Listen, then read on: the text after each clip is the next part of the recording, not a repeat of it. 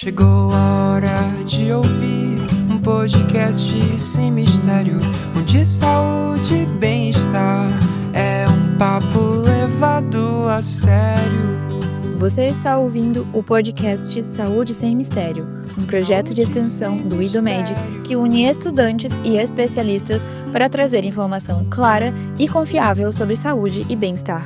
Boa noite, pessoal. Seja muito bem-vindo ao podcast Saúde Sem Mistério. Hoje a gente vai falar de um tema muito importante que passa da maioria das vezes despercebido, é sobre a apneia do sono. E com muita honra trouxemos a professora Ana Karina, que entende muito sobre o assunto. Muito obrigado, Ana Karina, por estar aqui. Conta um pouco mais sobre você. Então, muito obrigada pelo convite. É um prazer, uma honra estar aqui com vocês hoje. Para quem não me conhece, então eu sou farmacêutica bioquímica de formação. Eu sou professora na IDOMED, eu dou aula para o curso de medicina, né? A gente trabalha algumas disciplinas aqui, mas além disso eu trabalho na Interclínicas, aqui na nossa cidade de Jaraguá do Sul. Lá eu sou coordenadora do Laboratório do Sono. Então a gente já há alguns anos vem desenvolvendo esse trabalho de melhorar o sono das pessoas, né? Sim. E é disso que a gente vai conversar um pouco hoje, né? Isso mesmo. Muita gente, ronca, vive cansada e acha isso sempre normal, né? Esse tipo de sintoma pode ser um sinal de alerta? O ronco frequente e mesmo ele indica alguma coisa muito importante na saúde da pessoa? Então, geralmente as pessoas quando roncam, as pessoas acham que é normal, né? Que todo mundo ronca, a minha avó roncava, o meu pai roncava, todo mundo roncava, Sim. né? Mas, na verdade, hoje a medicina já tem visto isso com outros olhos, né? O ronco, muitas vezes, ele pode ser um sinal da apneia do sono. E a apneia do sono é um processo muito comum, muito mais comum do que a gente imagina, Sim. né? E o que seria a apneia do sono? E por que ela acontece, Então, a apneia do sono, ela nada mais é que um colapso que ocorre nas vias aéreas, né? Principalmente nessa região aqui da nossa faringe, antes da nossa traqueia, né? Esses tecidos com a idade também é mais frequente em homens, é mais frequente também em pessoas obesas, né? Então, são vários os fatores de risco que proporcionam que isso acabe acontecendo. Uhum. Então, quando a pessoa dorme, que ela relaxa, esses tecidos entram em colapso e o ar, então, não passa, fazendo com que a pessoa tenha dessaturações enquanto dorme, ou seja, cai a saturação de oxigênio durante o sono dela. Uhum. Então a Pro acabou de comentando um pouco sobre o que acontece no corpo de quem tem apneia e por que isso é considerado perigosa, é considerada ainda perigosa para a saúde mental e quanto física, Pro? Sim, na verdade, a apneia do sono, ela proporciona um sono irregular, né? Essas dessaturações, elas fazem com que a pessoa tenha o que a gente chama de microdespertares, né? Na verdade, muitas vezes a pessoa não tem consciência, como é que eu vou dizer para ti, assim, ela não tem consciência desses despertares. Está acontecendo isso, né? Mas, na verdade, o que acontece é que nós temos vários estágios do sono. E quando ela faz a apneia, ela acaba superficializando o sono. Então, ela acaba não mantendo aquele sono REM, que é um sono muito importante para a reparação, por exemplo, da nossa memória, para a liberação de hormônios. Então, a apneia do sono, ela acaba atrapalhando o metabolismo do indivíduo como um todo. E assim, ela vai também atrapalhar essas funções cognitivas normais das pessoas. Principalmente as pessoas se queixam assim de memória fraca, de dificuldade para tomar decisões, lentidão de raciocínio, né? Então essas coisas, esses sinais vão aparecer no dia a dia, Sim. certo? Então essa dificuldade e tudo mais aparece no dia a dia mesmo, né? Sim. E quando a gente tem que desconfiar e procurar ajuda, Pro? Então, geralmente o que acontece, né? Como eu tinha falado antes, a apneia do sono ela é mais frequente em homens. Por ela ser mais frequente em homens de meia idade, muitas vezes quem percebe a apneia do sono são as mulheres, né? A companheira ou companheiro, não sei, né? Da pessoa, acaba percebendo que essa pessoa, além de roncar demais à noite, há momentos em que ela para de respirar, Sim. né? Então, esse é um sinal de alerta, né? Porque isso apneia do sono, né? Uhum. E que tipo de profissional a gente pode buscar e como funciona a parte do diagnóstico, professora Ana Karina? Então, normalmente as pessoas, pelo menos os pacientes que chegam para nós, eles vêm de consultas com o médico pneumologista, também com os médicos otorrinos, né? Os otorrinos também encaminham bastante para nós. Atualmente, a gente também tem recebido pacientes dos cardiologistas, né? Porque a apneia do sono, ela também altera a pressão arterial. Então, muitas vezes as pessoas, elas estão tomando lá, eventualmente, 2 medicamentos, até 3 medicamentos de pressão, nada melhora, então o médico começa a pensar, mas o que está acontecendo, né? Deve ter Sim. algo a mais. Então, a gente recebe basicamente desses profissionais, mas outros médicos também, por endócrino também, né? Também faz esse encaminhamento.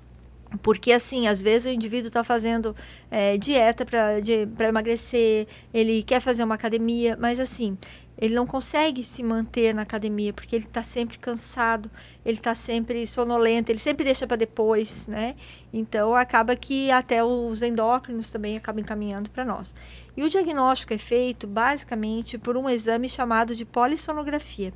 Neste exame de polissonografia existem basicamente 3 tipos. Antigamente, sempre que se falava em estudo do sono, as pessoas imaginavam que tinha que dormir na clínica, né? Sim. Isso acabava sendo uma coisa que as pessoas não gostam muito, né? Acabava sendo um empecilho para a pessoa ir realizar o exame. Isso, a pessoa fala, não, mas dormir na clínica, né? Então, atualmente, nós fazemos o exame do sono, ele é domiciliar. Uhum. Então, o paciente, ele vem na clínica, no período da noite, obviamente, que daí a gente vai colocar lá os eletrodos, às vezes, dependendo do exame, tem alguns eletrodos colados na cabeça, equipamento, tem lá uma cânulazinha nasal, que vai observar a respiração, temperatura, né? Então, tem basicamente mais de um tipo de exame do sono. Mas atualmente o nosso, ele é um exame que é feito domiciliar. Então, a pessoa vai lá, coloca o equipamento, vai dormir em casa.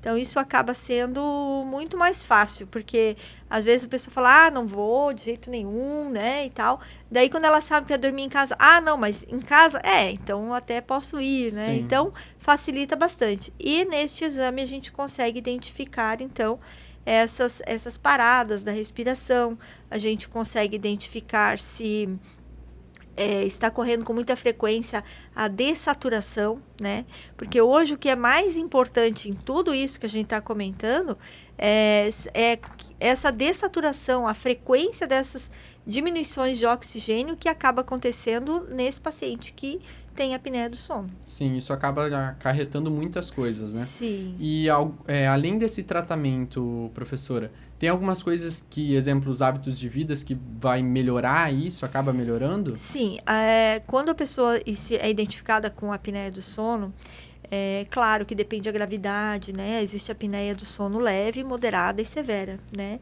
Basicamente, os pacientes que têm apneia moderada e severa, eles acabam tendo indicação de uso de CPAP. Uhum. O CPAP é um equipamento que a pessoa vai usar enquanto dorme, que é uma máscara. Atualmente, nós temos máscaras bem leves, pequenas, fáceis de colocar e tirar, né? Tem equipamentos muito bons que, às vezes, as pessoas pensam que o aparelho faz barulho, né? O aparelho não faz nenhum barulho, ele é totalmente silencioso, né? Então, basicamente, o tratamento é feito com o CPAP. Mas algumas outras mudanças assim no estilo de vida vão favorecer também o paciente com apneia. Por exemplo, atividade física, diminuição de peso, né? Se a pessoa tiver com obesidade. Por exemplo, não jantar tarde da noite, né? Muitas vezes a pessoa se alimenta com alimentos pesados e daí vai dormir, né? Sim. Também tomar café, né? Então, são várias, que é o estimulante. Então, são várias coisas que a gente precisa fazer para que o nosso sono normalmente já seja melhor. É um conjunto, né, de coisas que a gente tem que mudar no dia a dia dessas pessoas, né? Mas principalmente, então, quem tem apneia do sono, não ingerir grandes quantidades de alimento, né, próximo do horário de dormir, e também também o álcool, né, Eric? Porque, veja bem, o álcool, ele é um relaxante, né, ele faz relaxamento muscular, né, em baixas doses, né? Isso faz com que tenha um maior relaxamento desses tecidos e aí a pessoa faça mais eventos de apneia. Sim. E para quem vai ignorar esses sintomas e decide não tratar a apneia, quais são os riscos que a pessoa vai ter ao longo prazo, professora? Então, na verdade, assim, a apneia do sono, ela deve ser tratada assim como nós tratamos hoje a hipertensão, o diabetes, né, o colesterol alto, né? Por quê? Porque ela atrapalha o metabolismo. E quando ela atrapalha o metabolismo, ela vai desequilibrando outros sistemas do nosso organismo. Então, as pessoas que acabam por não tratar a apneia do sono, elas acabam aumentando o risco de infarto do miocárdio, aumenta o risco de AVC, né? Então, complica o diabetes, né? Tem pessoas que às vezes têm resistência à insulina, né? Então, naquela fase transitória, que na verdade, ela não tem um diabetes, mas também ela não tem uma homeostase muito boa ali do metabolismo da glicose, né? Então, a gente sabe que ele vai acabar complicando todos os outros estruturas e sistemas do organismo da pessoa. Acaba desregulando o corpo em todo, né? Acaba complicando outras coisas, né? Agora a gente vai fazer um bate-bola, esclarecendo mitos e verdades. Só pessoas com obesas têm a apneia do sono, Pro? É mito. Mito. Na verdade, muitos dos nossos pacientes, eles são pessoas de peso saudável, normal. Ok. A apneia do sono só afeta o sono, não tem outras consequências no nosso corpo? É mito também. Na verdade, a apneia do sono, ela vai afetar vários sistemas e órgãos do nosso organismo, né? Quem dorme muito, Pro, e ainda acorda cansado, pode estar com apneia? Sim, pode estar com apneia. É bom investigar, né? Quando a pessoa dorme horas e está sempre cansado, né? Sente sonolência durante o dia, é sempre importante investigar, né? Sim. CPAP, que é o que a professora já comentou anteriormente, é desconfortável e ninguém se adapta? Não, muito pelo contrário. As pessoas que usam CPAP, as pessoas até têm uma preocupação que vão ficar viciadas com o CPAP, mas não. É que o CPAP, ele causa tanto bem-estar e na verdade, ele faz um sono fisiológico. Então, faz com que a pessoa se sinta muito bem. Então, as pessoas que usam CPAP, elas acabam não deixando de usar justamente porque ela não quer voltar, né, atrás, aqueles sintomas que ela tinha anteriormente. Sim. Né? Mulheres não têm apneia, somente homens. Não, na verdade, assim, de modo geral, as mulheres mais jovens, elas não apresentam tantos casos de apneia como os homens, né? Mas as mulheres, a partir da menopausa, né, aquela de meia idade, vamos supor, a partir dos 50 anos, os estudos comprovam que elas têm em frequência mais ou menos a mesma coisa que os homens. Sim. Dormir de barriga para cima piora a apneia? Sim, piora a apneia, porque o que acontece, né? Quando a pessoa dorme de barriga para cima, parece que esses tecidos aí, eles colapsam mais facilmente, né? Acho que até a língua tende a cair para trás, né? Então, acaba que faz aquele fechamento, né? Muitas pessoas pensam que a apneia está relacionada com obstrução nasal. Uhum. Claro que se a pessoa tiver com obstrução nasal e ela já tem apneia, é um complicador, né?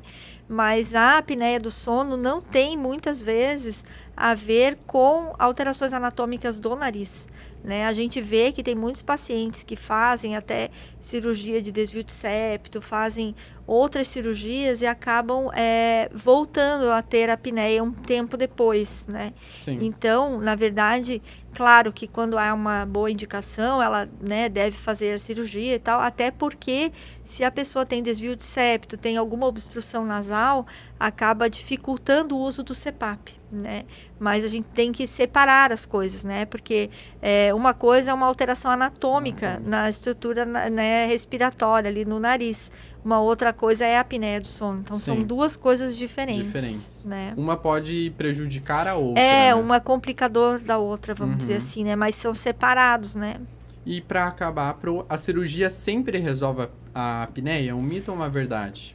Então, na verdade, não existe, assim, uma cirurgia para a apneia. Existem cirurgias, por exemplo, pacientes, por exemplo, que têm as amígdalas, por exemplo, né? As pessoas dizem amígdalas, né? As tonsilas muito grandes. Tem também a tonsila palatina, às vezes muito grande, muito volumosa, né? Então, são fatores que contribuem para a apneia. Mas como eu te comentei antes, então, muitas vezes o paciente faz a cirurgia, depois ele acaba fazendo uma polissonografia antes da cirurgia, a gente tem um determinado resultado, ele faz a cirurgia e quando ele retorna muda pouca coisa. Só que em termos de adaptação do CPAP, isso ele vai ter um ganho muito grande. Então, sempre vale, quando bem indicado, fazer a cirurgia, porque se não resolver completamente, a gente tem uma facilidade na adaptação do CPAP posteriormente, né? Então, para a gente fechar o nosso quadro, doutora, que mensagem que você deixaria para quem vive exausto, ronca muito, dorme mal, mas nunca procurou ajuda? Então, eu vou deixar uma mensagem aqui para que, se você, o seu companheiro, alguém que você conhece, está passando por uma situação dessa, né? A pessoa dorme mal, tem perda de memória, acorda com dor de cabeça, né? Às vezes parece com aquela névoa mental, não consegue raciocinar direito, né? Sempre sonolento, né? São pessoas que não são companhias para assistir um filme, né? Vamos não sei aonde, não vai, né? Desiste sempre da academia porque está sempre cansado, né? Então, vou deixar aí a minha deixa para que você realmente venha, né? Lá na Interclínicas a gente tem esse exame com muita facilidade. Você pode ir lá, conversar com o pessoal, né? De repente até marcar a consulta lá nós temos o Dr. Felipe, que é o pneumologista, a doutora Suzane, que é o otorrino, né? E lá marcar uma consulta, de repente, né, para ver se é o seu caso e a gente investigar isso aí melhor. Porque às vezes falta muito pouco para grande melhoria que você vai ter, né, fazendo o tratamento adequado para cada caso. Sim. Né? Então, Pro, muito obrigado pela participação. A professora quer divulgar suas redes sociais? Então, muito obrigada também por vocês terem me convidado. Eu achei muito legal esse projeto de vocês. Acho que leva informação para muitas pessoas, né? E eu vou deixar aqui embaixo o meu arroba aqui, a minha página do Instagram, mas também a página da Interclínicas, caso você queira até indicar para alguém, né? Que você sabe que está precisando aí desse diagnóstico. Obrigada, Sim. Eric. Muito obrigado, Pro. E para você que nos acompanhou até aqui, muito obrigado. Até o próximo episódio.